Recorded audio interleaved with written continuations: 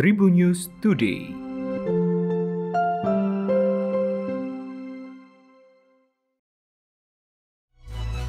Halo Tribuners, berjumpa kembali bersama Hakim di Tribun News Today. Hakim akan berbagi informasi menarik hari ini, mulai dari informasi nasional, regional, selebritis, dan olahraga.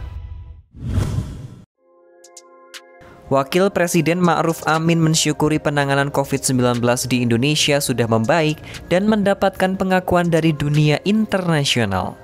Wapres Ma'ruf pun bicara bagaimana persiapan Indonesia menghadapi fase endemi. Wapres memaparkan bahwa penerapan protokol kesehatan harus tetap dijalankan secara ketat. Kemudian dikatakan oleh Wapres yakni digencarkannya program vaksinasi di Indonesia. Wapres mengatakan target vaksinasi sebanyak 208 juta terus dikejar. Penanganan COVID-19 di Indonesia diapresiasi oleh dunia karena mampu menurunkan angka kasus COVID-19 hingga 58% dalam kurun waktu 2 minggu. Masyarakat diminta terus mewaspadai ancaman lonjakan kasus dan risiko masuknya varian virus baru. Di antaranya dengan mengikuti dan menyukseskan proses vaksinasi dan disiplin menerapkan protokol kesehatan terutama memakai masker. Juru bicara vaksinasi COVID-19 Kementerian Kesehatan Dr. Siti Nadia Tarmizi mengutip dari publikasi situs ourworldindata.org yang terakhir diupdate pada 12 September menyatakan bahwa penanganan COVID-19 di Indonesia memang telah diapresiasi oleh dunia. Temuan kasus COVID-19 di sekolah yang terjadi di beberapa daerah harus menjadi catatan bagi pemerintah. Teranyar klaster sekolah ditemukan di Purbalingga dan Jepara, Jawa Tengah. Sementara di Semarang dan juga Blora sudah dipastikan kasus COVID-19 di lingkungan sekolah bukan dari klaster tatap muka. Anggota DPRD Kota Semarang dari fraksi Gerindra Abdul Majid mengatakan pihaknya tidak ingin PTM menjadi penyebab timbulnya klaster baru dan menjadi penyebab ledakan COVID-19 gelombang ketiga. Maka dari itu dia meminta seluruh pihak tidak lengah dalam menerapkan protokol kesehatan.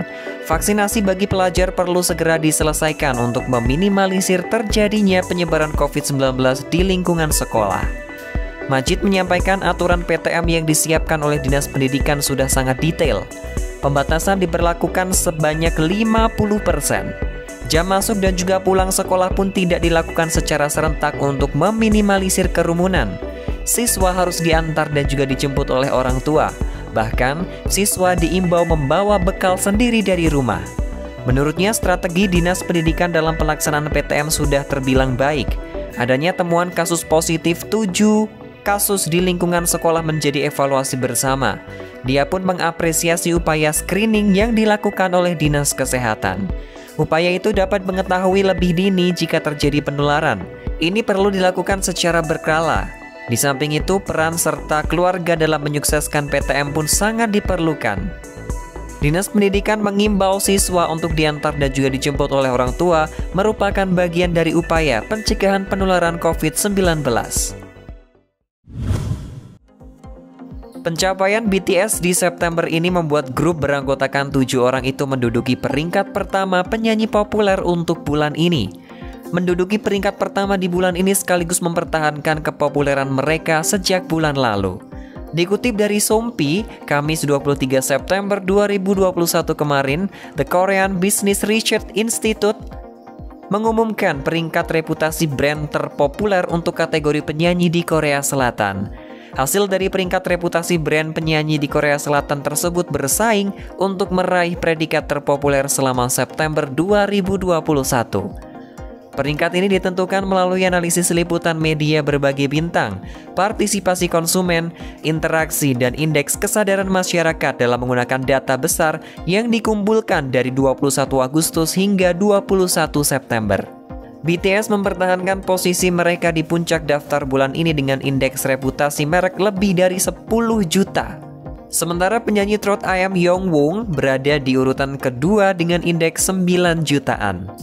Blackpink naik ke posisi ketiga dalam peringkat dengan indeks reputasi merek sekitar 7 juta dan khususnya Lisa, ia juga berada di peringkat terpisah menduduki urutan ke-10.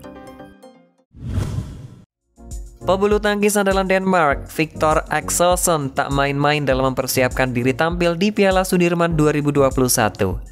Ia rela kembali ke negaranya demi berlatih bersama skuad Denmark di Piala Sudirman 2021.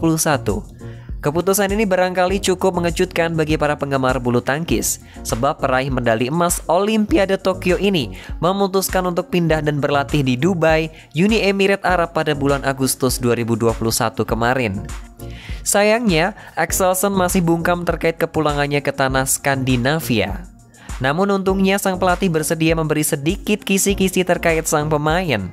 Pelatih kepala bulu tangkis Denmark, Kenneth Jonassen, mengaku senang bisa kembali melihat Axelsen.